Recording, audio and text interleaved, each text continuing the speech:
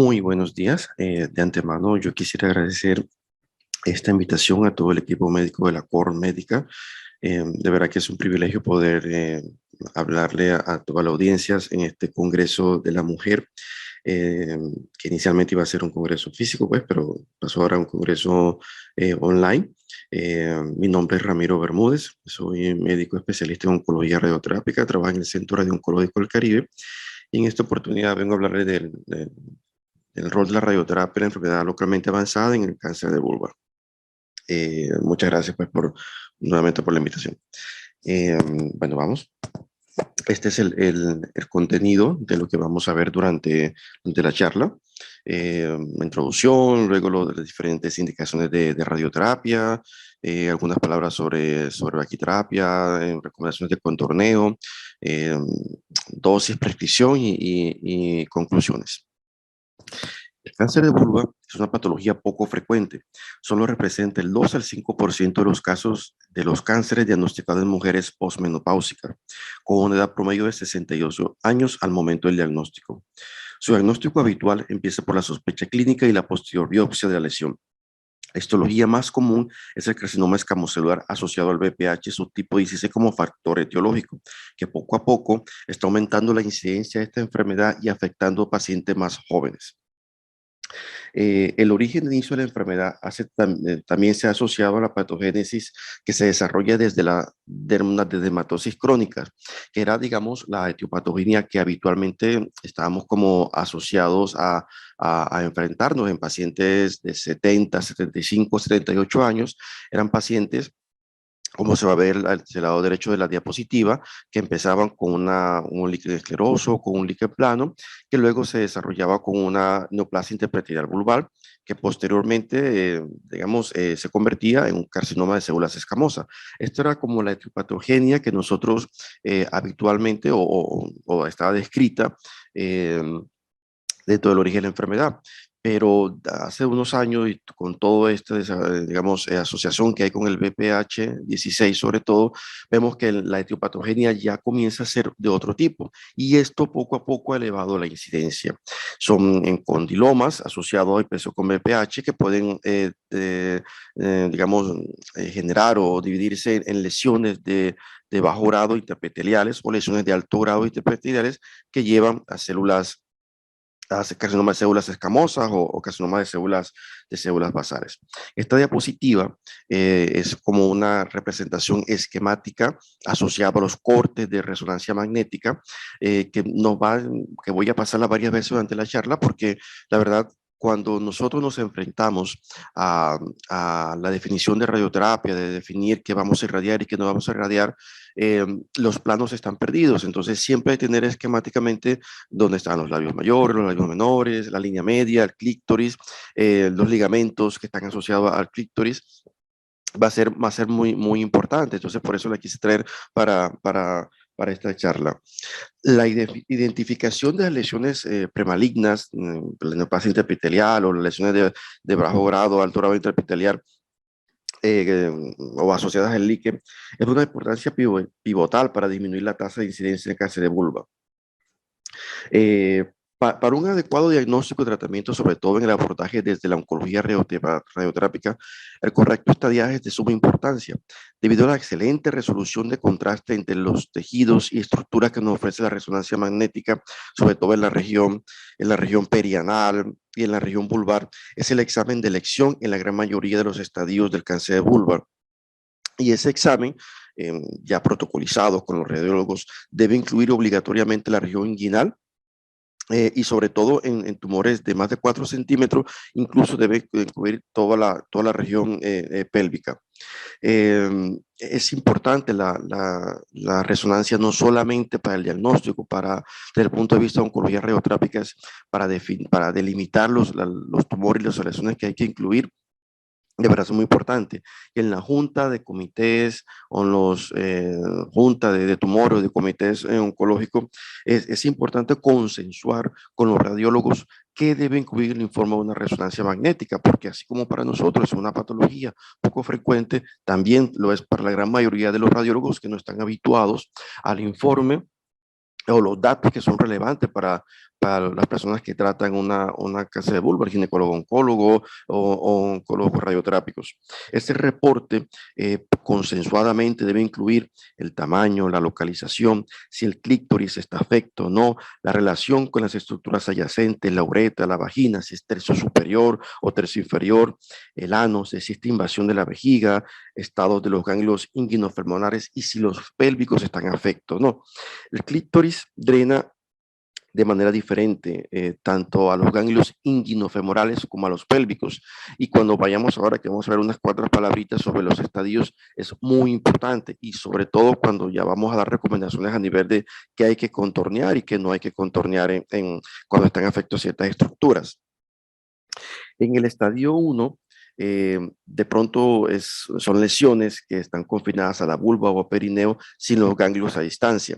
En este estadio, como particular, con TIS particulares, por ejemplo, es donde va a haber un poco de discrepancia de si la resonancia magnética tiene la utilidad del 100%, el rendimiento de utilidad del 100% de los otros estadios, porque hay la duda de que si la historia clínica, una valoración clínica, un TAC, o también puede llegar a tener cierta importancia.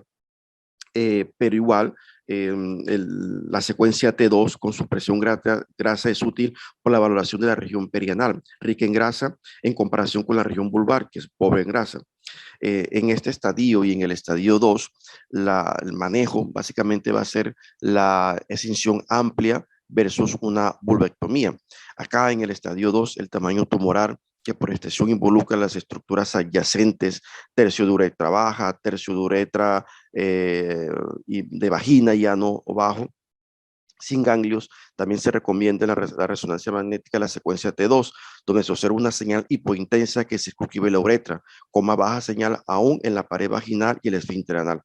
Los tumores grandes, como el que vemos aquí en esta diapositiva, tiene una intensidad de señal alta en la secuencia T2 debido a la necrosis que presenta la resonancia magnética. También la resonancia por difusión, que tiene mucha información vascular en este estadio, es útil para reportar el compromiso de la uretra, de la vagina y el ano. El manejo tanto en el estadio 1 y 2 va a depender mucho, es quirúrgico. Si es una escisión amplia versus una vulvectomía, va a depender de la experticia o del grado de entrenamiento que tengan los ginecólogos o oncólogos que tengamos en el centro.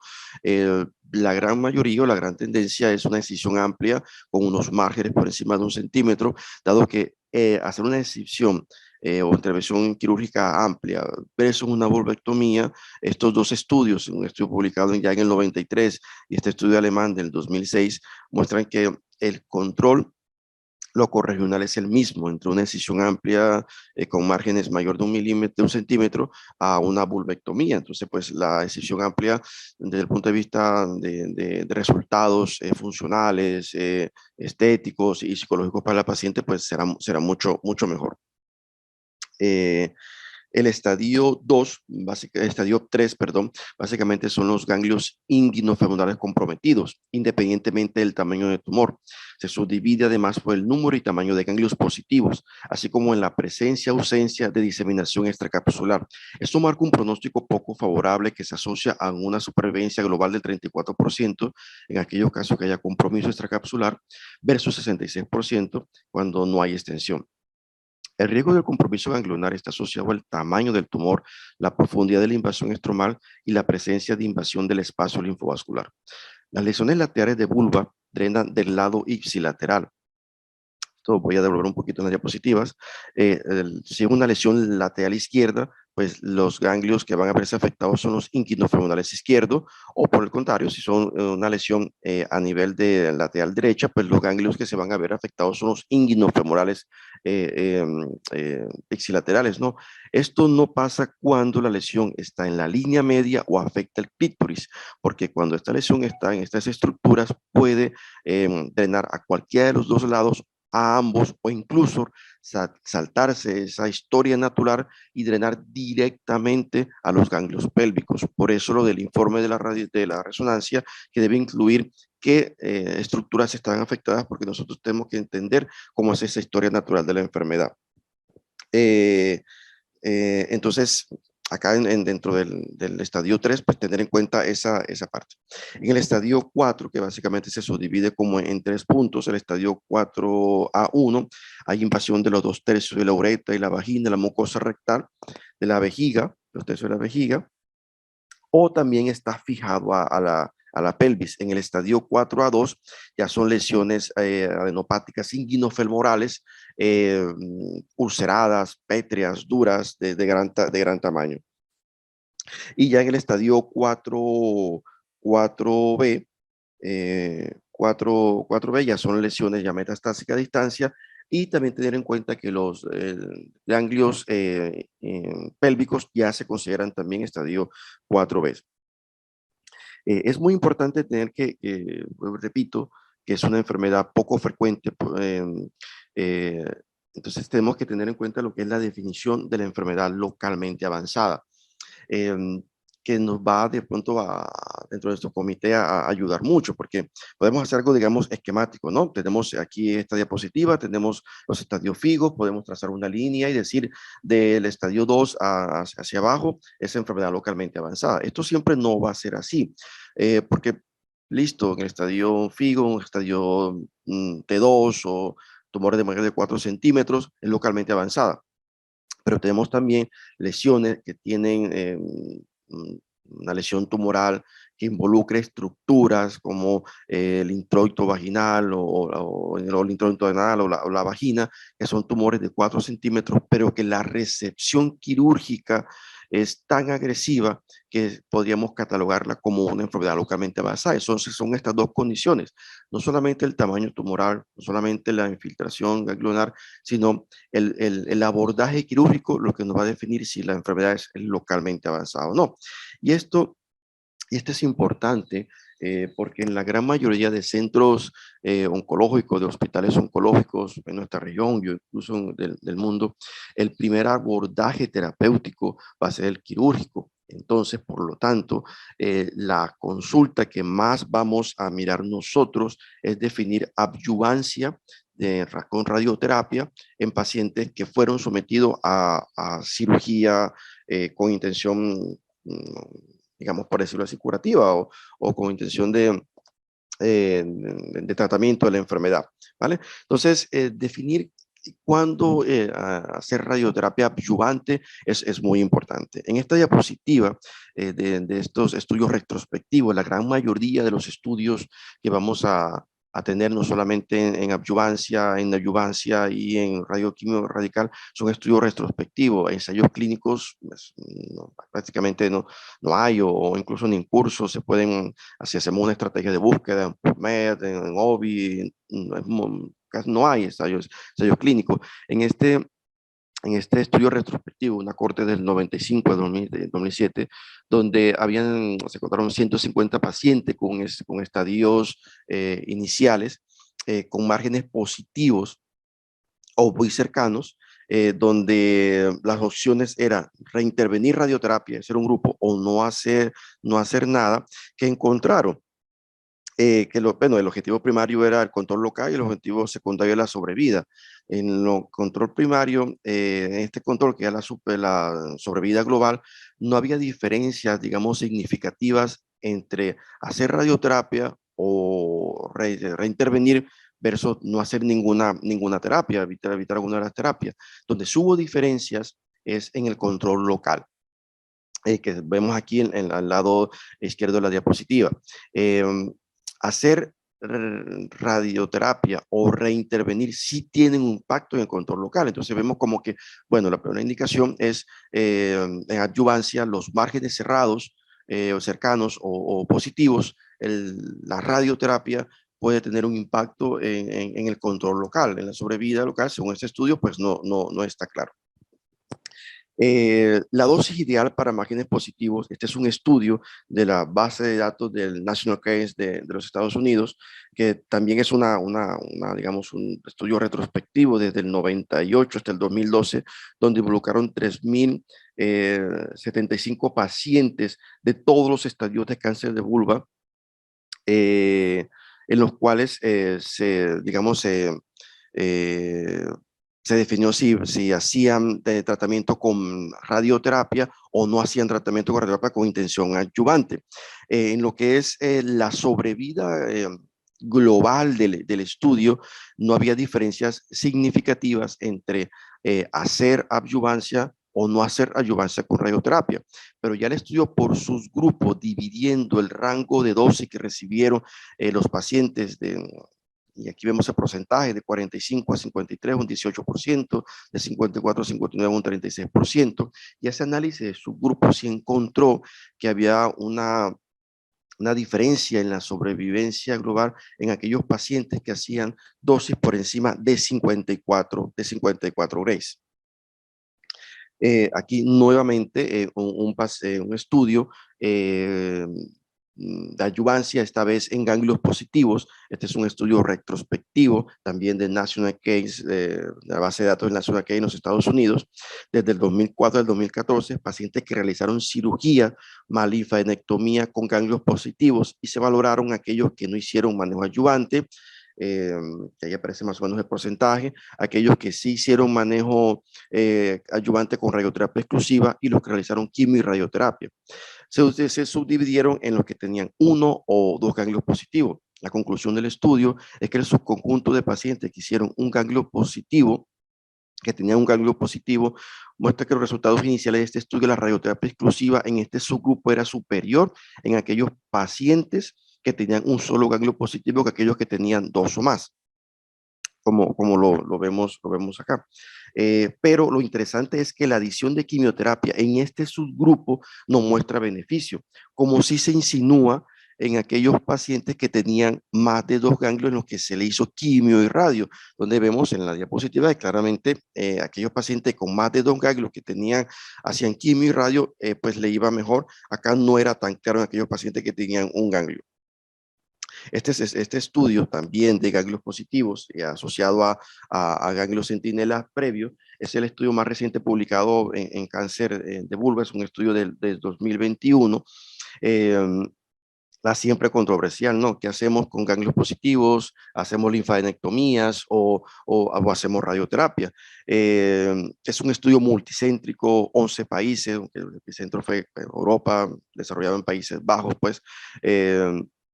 50 hospitales de un solo brazo, 1.535 pacientes con tumores menores de 4 centímetros sin evidencia de imagen de afectación lunar en quienes se le hacía ganglio centinela. El endpoint era la recurrencia ganglionar a los 24 meses. Lo interesante de este estudio, además de todo el proceso que se hizo, es que en el 2010 se detuvo porque se observó que los pacientes con ganglios centinela positivos que fueron sometidos a radioterapia tenían una recurrencia que superaba el cálculo de lo esperado. Por eso se redefinió y se subdividió en menos de 2 milímetros y más de 2 milímetros. La radioterapia inguinofemoral, como conclusión, es una alternativa segura a la linfadenectomía en aquellos pacientes con ganglio centinela menor de 2 milímetros. Para pacientes con ganglio centinela mayor de 2 milímetros, macrometástasis, la radioterapia, incluso con dosis por encima de los 50 Gray, resultó con recaídas ganglionares aisladas. Entonces, eh, hacer radioterapia sola en pacientes con mayor de 2 milímetros, había que mirarlo con más detenimiento según los resultados de este estudio. Este grupo italiano de Tagliaferri hace una review narrativa donde nos da unas recomendaciones para definir a radioterapia adyuvante. Lo interesante es que lo divide como por criterios mayores, criterios menores. En los criterios mayores, como aparece en la diapositiva, dice que solamente con uno de estos requisitos ya es candidata a radioterapia adyuvante, márgenes cerrados o positivos, una invasión de mayor de 5 milímetros o incluso con centinelas de menos de 2 milímetros, ya para ellos es candidato a radioterapia. Ya con estos criterios menores hay que darle un comité de tumores, individualizar el caso, pero esta me parece bastante interesante y nos ayudará de pronto a definir la radioterapia adyuvante. Quimio, radioterapia adyuvante, como vemos en la diapositiva, también nos dan como estas indicaciones o estas recomendaciones, R2, presencia de ganglios centinela medio de 2 milímetros, 2 o más ganglios linfáticos positivos con se linfadenectomía y la presencia de invasión extracapsular. Estudios que nos hablen de neoadyuvancia con radioterapia en cáncer de vulva. Solamente quise traer a colación estos 5 estudios que son los más revelantes por traer, porque eran estudios retrospectivos o prospectivos en los cuales había una confirmación histológica, donde el número de pacientes que incluían era mayor o igual a 10 pacientes, donde la radioterapia se entregaba junto a la quimioterapia o sola previa a la cirugía, y eran pacientes con enfermedad localmente avanzada, estadio 3, 4, inoperables al inicio. Y el objetivo era lograr la resecabilidad sin una cirugía exageradamente agresiva. No hay ECAS. Si vemos, son casi la gran mayoría de estudios monocéntricos, solamente un solo multicéntrico. Casi la gran mayoría, el periodo era, digamos, como la década pasada, con una toxicidad relativamente alta, la gran mayoría en estudios en 2D, pero con unas respuestas parciales o completas superiores al 30-45% de los 40, 35 a 45% de los casos, y el limitante sigue siendo que el grado de certeza y la evidencia es bajo por el diseño, ¿no? El no tener ensayos clínicos sí penaliza muy bajo cuando nos toca hacer una valoración de la calidad y una recomendación a, a, a nivel del manejo. Estas dos diapositivas están ligadas, ¿no? Porque cuando se busca la indicación no adyuvante con quimio, radio, muchas veces algunos pacientes van a tener respuesta clínica completa y se van a llevar a cirugía. Algunos otros inicialmente no. Entonces esa no adyuvancia se quedó como radioterapia y quimioterapia exclusiva. Estos dos estudios que están ligados a neoadyuvancia, que son los estudios del grupo oncológico, que donde vemos GO 101 y el GO 205, son los dos estudios que hablan sobre la neoadyuvancia y o la radioterapia, quimioterapia exclusiva. El estudio del GO 101, que fue publicado por la Red Journal en 1998, y el G205, que fue publicado en el 2012 por el Clinical Journal Gynecology. Básicamente el GOP 101, para resumirlo, es un estudio fase 2, donde se incluían 73 pacientes con cáncer de vulva irresecable que hacían cisplatino y 5-FU, más radioterapia con una dosis de 47 grays, da 2 veces al día y que tenían un descanso programado. Independientemente de la toxicidad, tenían un descanso programado. Básicamente, como vemos aquí los resultados, la respuesta clínica y la respuesta patológica fue relativamente buena, fue un 60%. El 205 no son estudios comparables, pero el objetivo de ello básicamente era, no son comparables desde el punto de vista de diseño, pero el estudio, la finalidad sí era como muy parecida. El estudio del grupo oncológico 205 eran cáncer de vulva avanzado no tributarios de manejo quirúrgico, era un fase 2, cisplatino semanal, más 57 grays de radioterapia. Vemos ya de entrada que era un 20%, una dosis más alta y no tenía descanso. El manejo de los ganglios inguinales en este estudio fue más estandarizado y la respuesta, tanto clínica como parcial, fue mucho más alta que la del estudio 101. Lo que sí reporta este estudio fue una toxicidad gastrointestinal muy alta, y esto posiblemente debido a que era un tratamiento en 2D. Algunas palabras sobre braquiterapia. Braquiterapia, esta es una scoping review más que una revisión sistemática, donde vemos que sí hay estudios, la gran mayoría son estudios retrospectivos con pocos pacientes, donde vemos que la radioterapia, la braquiterapia puede tener alguna indicación, sobre todo en recaída, en región vaginal, tanto sobre todo en 2/3 de vagina, y también algunos grupos con mucha experticia, con mucho entrenamiento en pacientes que tienen lesiones tumorales a nivel de genital externo de vulva, puede llegar con braquiterapia intersticial a tener alguna indicación, pero como repito, no es el estándar, es en grupos avanzados, con todo, digamos, la estructura o la infraestructura para hacer braquiterapia intersticial, y obviamente tiene que hacerse en 3D. Las recomendaciones para el contorneo va a depender mucho de qué se encuentre, con qué contemos en cada centro. Un control de vacío, básicamente es como el estándar. En supino, la vejiga llena nos ayuda a un mejor delimitación o a una mejor, digamos, limitante de la dosis de radioterapia que llega a otros órganos de riesgo, pero no es difícil la reproducción, ¿no? La paciente debe tomar la misma cantidad de agua siempre. La vejiga vacía es mucho más reproducible y muy más fácil, sobre todo en pacientes donde tenemos, en centros donde tenemos mucho volumen de pacientes, la vejiga vacía nos hace que de pronto vamos un poco más rápido, pero si podemos darnos de pronto esa facilidad, esa tendencia a tener la vejiga llena, de verdad que es mucho mejor desde el punto de vista del limitante de la dosis. El recto, idealmente, que no sobrepase los 3.5 centímetros de diámetro por encima, básicamente nos va a tocar repetir la simulación. El bolus es controversial, no rutinariamente recomendado, y como les decía desde el principio, tener una resonancia magnética, hacer la fusión con TAC, nos va a ayudar muchísimo a la hora de delimitar las estructuras del GTV, del CTV. Las recomendaciones para contorno o para limitación son un poquito no tan recientes, son el 2016, que ahí está un atlas donde básicamente nos dicen que la vulva debe ser incluida en su totalidad en lesiones primarias.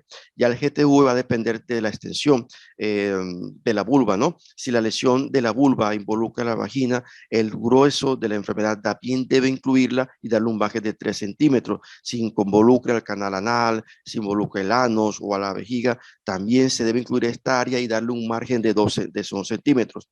Y todo esto lo vamos a definir por lo que está descrito en el reporte del radiólogo y por el conocimiento que poco a poco nosotros vamos a tener de la estructura de la resonancia magnética, con estos, digamos, tipos, trucos que de pronto he dado durante la charla, de decir si hay involucrada la lesión periuretral, del meatus, todo esto debe ser incluido y siempre dando un margen. Dentro de las recomendaciones de los ganglios linfáticos, esto de una escala superior, aquí pues también lo aplicamos, están incluidos los cíngulos femorales, pues siempre hay una escala, una escala pues superior. Las lesiones de vulva distal eh, deben incluirse como en CTV, los ganglios inguinofemoral bilaterales, los ganglios obturadores, los ganglios ilíacos, tanto los internos como los externos. Cuando se está involucrada la pared posterior de la vagina, hay que incluir los ganglios presacros desde S1 a CS3. Obviamente, cuando también hacer énfasis cuando se está involucrada el anus, el canal anal, los ganglios inguinofemorales, los bilaterales, los obturadores y los presacros también deben incluirse. Estas son de pronto en este atlas, vemos que incluso entre expertos en el tema que tienen un volumen de pacientes altos de cáncer de vulva, muchas veces vemos como las diferencias, ¿no? Cuando les toca a un experto o a otro definir qué debe incluir y qué no debe incluir. Pero bueno, aquí está la referencia del ATAS y la guía cuando la necesiten. Ahí está la referencia para que lo miren, ¿no? Un poco los ganglios femorales, inguinales, dependiendo de qué esté infiltrado o qué esté afecto en el cáncer de vulva. Esta es una diapositiva que traje de la última actualización de NCCN, donde vemos que la dosis no es tan clara, son dosis altas, sí, tanto en adyuvancia como en tratamiento primario la dosis es alta, básicamente estamos hablando de 50, por encima de 54 grays, incluso 60 grays, tanto en adyuvancia como en no adyuvancia. No hay estudios de hipofraccionamiento y sería muy interesante porque son carcinomas escamocelulares con dosis alta donde hipofraccional seguramente sería beneficioso para el paciente, para el centro, para el sistema de salud. Pienso que un estudio multicéntrico donde podamos reunir un volumen de pacientes a nivel general, ya sea retrospectivo, prospectivos, perdón, donde se involucre el hipofraccionamiento sería de mucha utilidad, ¿no? Porque son dosis altas, carcinomas escamocelulares en la gran mayoría, donde extrapolando lo que pasa en otras patologías de cabeza y cuello, vemos que el hipofraccional de verdad que tiene un impacto positivo con tasas de control local y de sobrevida bastante importantes. Ya para ir finalizando, mi recomendación es siempre tener una resonancia magnética fusionada con el TAC para delimitar los GTV o los GTV. En márgenes negativos, el CTV debe incluir todo el lecho tumoral, todo el lecho quirúrgico. Cuando son márgenes positivos, debe incluir también el CTV, el lecho quirúrgico más su margen de 2. Eh, la recomendación de dosis, como decía, de pronto acá cuando hay micrometástasis, estar entre 50 y 54 grays, pues es un margen aceptable, pero cuando ya hay nódulos positivos, este es un extracapsular, la dosis debe ser superior a los 60 grays. La enfermedad irresecable debe incluir el GTV tumoral y el GTV de ganglios y debe ser superior a los 60 grays. El régimen de quimioterapia de pronto más utilizado es el cisplatino asociado a 5-FU y siempre un comité de tumores. El comité de tumores multidisciplinar con ginecólogos, oncólogos clínicos, radioterapia, paliativistas, médicos del dolor, cirugía plástica, debe estar incluido. De antemano, muchas gracias por la invitación. Espero que la charla pueda ayudar y de verdad que nuevamente muchísimas gracias por la invitación y muy complacido.